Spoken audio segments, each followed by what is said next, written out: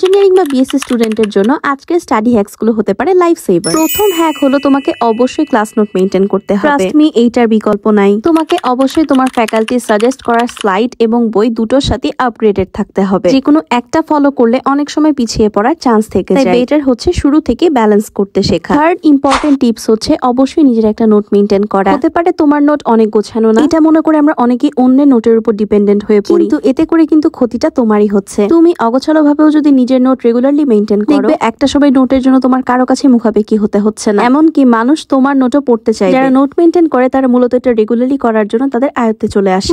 পড়ার ফাঁকে ব্রেক নিতে কিন্তু একদমই ভোলা যাবে না। ওইদিন আমি ডিনারে পিৎজা অর্ডার করেছিলাম, তো এখন আমি 10 সেকেন্ডের জন্য একটু ফুড রিভিউয়ার হয়ে যাব। আসলে আমার অনেক বেশি ক্ষুধা লেগেছিল, এই কারণে পিৎজাটা বেশ মজাই লেগেছে। যদিও পিৎজাটা আসলে এভারেজই ছিল, খারাপ না আবার খুব বেশি ভালো। আবার আমরা পড়াশোনায় ব্যাক করে যাই। আমি মূলত আমার লেকচার নোট এবং বই দুটো মিলিয়ে নিজের একটা খসড়া নোট প্রিপেয়ার করছিলাম। শুরুতে থিওরি পার্টটা ভালো করে পড়তে হবে, সেই যে তোমার খাতায় নোট মেইনটেইন করতে হবে এমন না। আমি অনেক কিছু বইও দাগিয়ে রাখি। 4 নাম্বার ইম্পর্টেন্ট হ্যাক হচ্ছে প্র্যাকটিস করা। আমরা অনেকেই থিওরি অনেক বেশি ভালো পারি, কিন্তু এক্সাম হলে কোয়েশ্চেন সলভ করতে যে গড়বড় হয়ে যায়। এটা অ্যাভয়েড করার জন্য আমাদের শুরু থেকে কোয়েশ্চেন অ্যানালাইসিস করে প্র্যাকটিস করতে হবে। আর ইঞ্জিনিয়ারিং এ ম্যাথ প্র্যাকটিস করার অ্যাকচুয়ালি কোনোই বিকল্প নাই। আজকে স্টাডি হ্যাকস গুলো তোমাদের উপকারে আসলে চ্যানেলটা সাবস্ক্রাইব করতে ভুলো না। বাই।